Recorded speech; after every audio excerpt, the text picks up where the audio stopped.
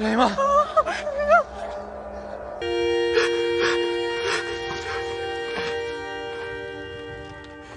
Heal her. Fix this. Thomas. You're here now, Rabbi. Please! This is a mistake. Thomas. I'm so sorry.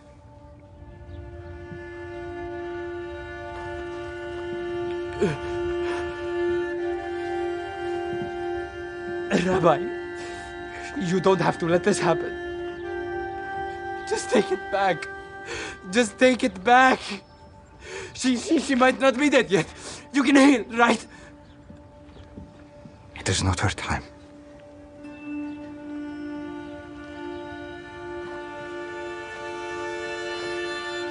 I love you, Thomas.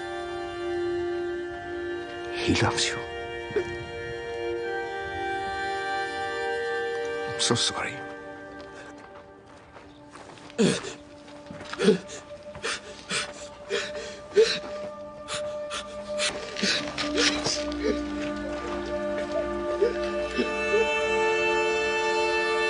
I love you. He loves you. It is not her time. Ugh. What a heavy ending there was to episode 3 of The Chosen. And today we're going to unpack it. Why did Ramah have to die? What does Ramah dying signify that Jesus isn't willing to save her? Welcome back to another episode of Through the Lens, all things chosen. Make sure to strap yourself in because today we are Chosen Season 4, Episode 3, and it kind of seeps into Episode 4 as well. Heavy. How are y'all feeling? Heavy, right? The ending of watching Episode 3 was just a really heavy feeling, and it's interesting because immediately Dallas came on. He's the director, producer, whatever you want to call him, of The Chosen, and he really shared that if you want to believe in Jesus, you must also believe in this suffering, that suffering must happen. But if you've watched any of my videos, friend, you know that I do not agree that suffering is necessary. Suffering is a choice, as much as that burns right now, especially after we just saw Ramah's passing. But first we have to rewind. Rewind the clip. Let's go back to the beginning of episode 3. Episode 3, let's be honest, is really about specialness, is really about the weight we place on things within the illusion, including status, things, symbols, people. It all encompasses episode 3, but it first starts out with what they refer to as, I believe, the Thunder Brothers, right? That is John and Big James.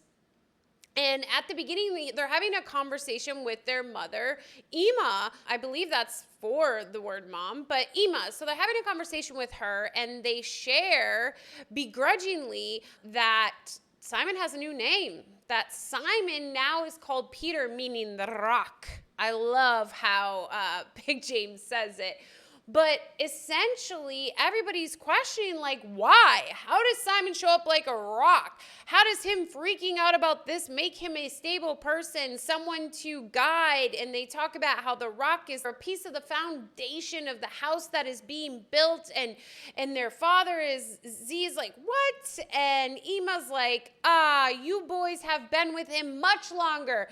You must ask him. And then they refer back actually to a sermon of Jesus that he shared was if you knock on the door and you ask, you shall receive. Ask for what you want and you will always receive it. So they really play into that. But what they're playing into is the specialness. The specialness there is in names. The specialness there is in hierarchy within this illusion, and that what they're seeing is that name that Simon was given from Jesus means now Peter, right? So when I refer to Peter or Simon, no, it's the same person. It just depends on where I'm at in the day, if I remember. But essentially, they're seeing that Peter's special, right? That now he's special because he has this name. And we do see that Peter takes it on as well and believes he has this extra need to protect, this extra need to be the rock, which in episode 4, when they really unpack Thomas's grieving process, Simon is like, how am I supposed to be the rock in this moment? It reminds me so much of the loss of our child, Eden and I, and Jesus, like, he doesn't need a rock, right? So it shows that Simon had placed specialness, who is now Peter, and that he feels like he is something extra because of this. So back to the Thunder Brothers and Ema being like, you need to ask to be the right and left hand of Jesus in his kingdom of heaven. And so they're grappling with this throughout episode 3, and ultimately they don't approach it until episode 4, which is like the epitome of Jesus being just like, oh my gosh, you guys are in so much specialness still. You are not seeing how the kingdom of heaven, the kingdom I come from and represent, is so much different than your little toys in this illusion, your little names, your little status symbols, your little specialness. And you are trying to equate the two, and they do not. And in that moment when they ask, Jesus gets upset. And I think it's also sparking the remembrance that Jesus is about to be nailed to the cross. He's about to be made fun of and spit on and all these things. And essentially he shares, like, you are saying that you want what I am going to go through. You don't understand, like, this is what is about to happen. You want to be my right and left hand in the kingdom of heaven? That is God's choice, not mine. And he really unpacks that this specialness, you guys are stuck in. You are just like the Gentiles. You believe that these things actually matter when in fact they don't. The only thing that truly matters is getting back to the kingdom of heaven. So, okay, that's really the Thunder Brothers and where they're seeing this specialness of the need to now have their own title, a different name, a different status within the group that is closer to Jesus. It means more to Jesus because they've been there longer, right? Specialness, I've been there longer. I was having a grappling in my own mind the other day about how when it comes to spirituality and really this journey, we believe the longer you've been on it, the more you know. And I find that to not matter. That doesn't matter at all. You could be on it for 1 second or 100 years and be in the same exact place. Because time does not truly exist, my friend. So granted, you are experiencing this linear time concept. The moment you begin to use that interpretation as a reason for gain, right? The status, the Thunder Brothers, they want this status because they've been there longer than Simon. They're more stable than Simon. They've done more than Simon. Is the moment you've entered specialness. And specialness is all at the level of the ego. It's all at the level of fear. Specialness is what divides us. When you believe in specialness, you believe we are separate. When you believe in specialness, you believe there's something here for you to gain, for you to obtain, for you to take with you when you leave, right? Like we always say, oh, you can't take anything when you're gone. And then in the next breath, they're like, but I'm working my ass off to get that Ferrari. What the heck is the dang purpose?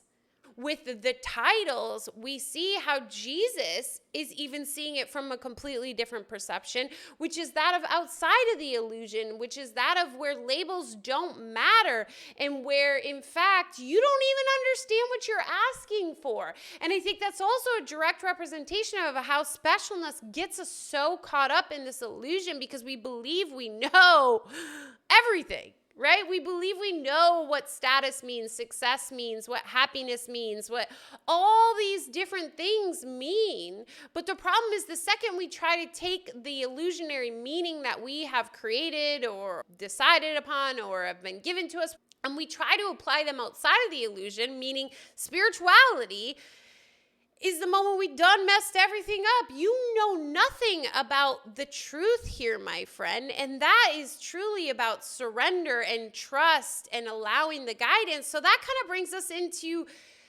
the heaviness of the ending of the episode, where many people think that was necessary because we need to see that we have to sacrifice and we have to suffer on this journey, which again, I do not agree with, but I do agree that certain things happen, including death of bodies within the illusion, and it is a part of the bigger journey. But those who appear to still be in the illusion, it is up to your perception of that transition of that person, spirit essentially, but a body. So we see Ramah gets stabbed, and everyone sees it, and the reaction is just, I don't know, words can't describe the reaction of everyone, but ultimately, like, there's people freezing and people going to rescue, and then we see Big James, and he wants to go attack. We saw all the different emotions occur within, and then, of course, Jesus comes back. And that's what you saw is Thomas is like, fix her, bring her back. And Thomas doesn't quite know yet that, in fact, he actually rose someone from the dead already. That's been a secret between a few of the members. I think it's Simon, Big James, and maybe John. I could be wrong. But ultimately, there's only a handful that know, and they were never to speak of it again. And so at this point, Thomas's belief is that she still needs to be alive to some extent. And he says it, he's like, she may still be alive. Save her. You must save her. And Jesus just stands there and really is meeting Thomas at a different level that Thomas is not feeling. And Thomas is truly seeing Ramah as the body that she is not. Instead, that is just the projection.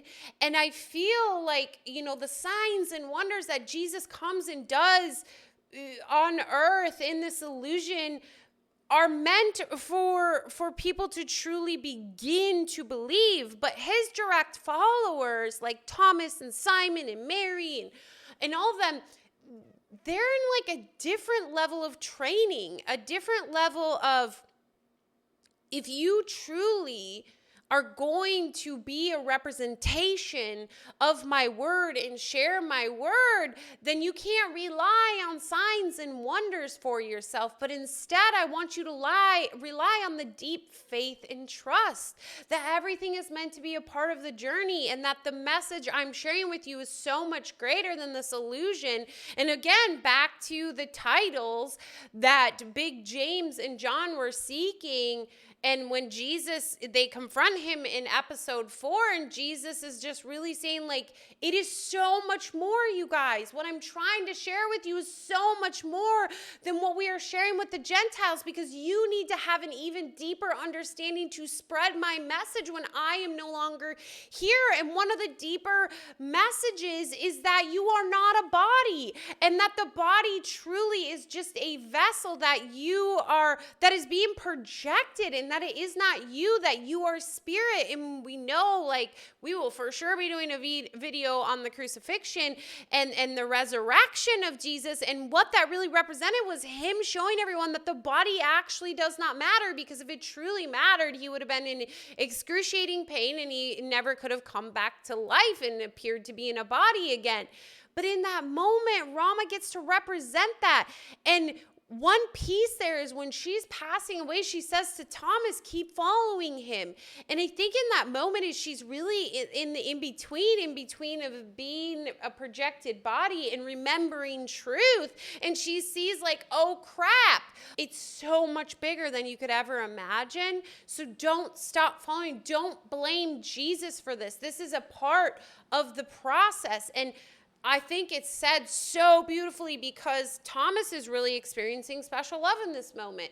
The special love meaning the love he has for Ramah as a persona and a body, which she is truly not. But let's be honest, we're all in this illusion. We all have special love relationships, but do we see through them? Do we see the truth behind them? Yes, allow yourself to be human and to experience some of this, but it's the weight you place on the specialness in the end, and specialness will never get you out of here. And we see it as like this pain and suffering and this loss, but the truth is she never was the body. You were never the body. She's always been one with you, the mind. And so you are still together. It is beyond the physical body, and it is the truth. And that is what Jesus is really sharing. And he actually even shares I think to try to help spark some remembrance in Thomas of what actual love is, the unconditional love, not the special love of the body, but the deeper love of the Father and Christ with one. And he says, I love you, he loves you.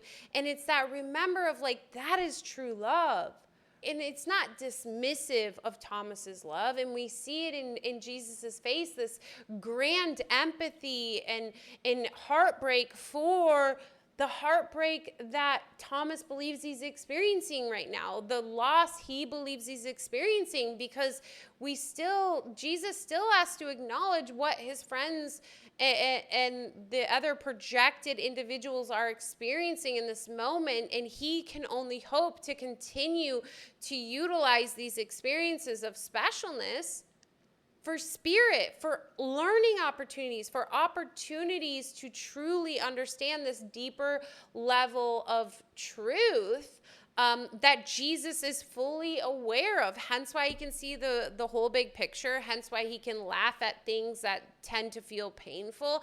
Hence that he can realize that he's not a body and ultimately heal people, right? It's not that he's actually healing the body, like making the guy see with mud, but instead he's meeting him at the level of the mind and reminding the projection that he's not actually blind, that in fact it is just a belief that in this. So ultimately, what happens is when we truly believe the body means something, meaning Ramah dying, is when we are no longer experiencing love. We have actually began to experience the ego love that is actually rooted in fear and ever changing, right? It is this constant change, hence again, the 5 love languages, hence again, why divorce rates are through the roof and why, people go in and out of love, right? Like we have movies and books about love happening and falling out and back in and all different things. So it's ever changing. But the truth is, like, that is not true love. And so ultimately, all of episode 3 was about specialness, and it leaks into episode 4 as well. And it's just such a beautiful representation of the weight we place on these ego illusion level things that in fact really in the scheme of it don't mean much. And when we're placing all of that weight, it causes all this unnecessary sadness and separation and anger and sacrifice. And now am I asking you to go act not normal and not have relationships and things like that? No, not at all. Relationships are the most impactful piece, but it's about the weight you place on them and the ability to see past the specialness, see past the body, and realize this is truly a holy interaction of Christ, interacting with self, and that you are truly loved at this unconditional level, and that this journey that occurs is not a journey that you need to experience this pain and suffering. That is not necessary. But instead, what is for you to utilize every moment as an opportunity for forgiveness, forgiving of self, forgiving of others. And ultimately, that's what's going to lead you back to the truth. That is what it means to live like Jesus. That is what it means to follow in your big brother's footsteps, is to not be unempathetic, but to see through and beyond this illusion to what truth really is, which is that we are one, we are unconditionally loved, and we cannot truly die, and no one around us can truly die. Yes, their body can, and yes, we will grieve that. But ultimately, it is so much deeper than that, and that is really what I think Jesus was attempting to spark some remembrance in Thomas. Oh, woo! That was episode 3, leaked into episode 4, all things specialness, how it shows up in our lives in regards to status and items and ultimately bodies and love and relationships, and how when it is this specialness, we will always end up with pain and suffering when we do not see past and through and see the truth behind it. Make sure to comment below, how did this resonate with you? There was some heavy stuff in here. I understand that, friend. And by no means do I want you to stop living what you believe you are living every day, but I also want you to see there's such a deeper meaning, such a deeper understanding than this surface level specialness that we tend to get caught up in every single day that just is this grind. So make sure to like, subscribe, turn on notifications. We've got Chosen, Kardashians, Jacob Collier. We got all the things on Big Miracle Energy. And as always, so much love. And remember, you are worth it. Bye-bye.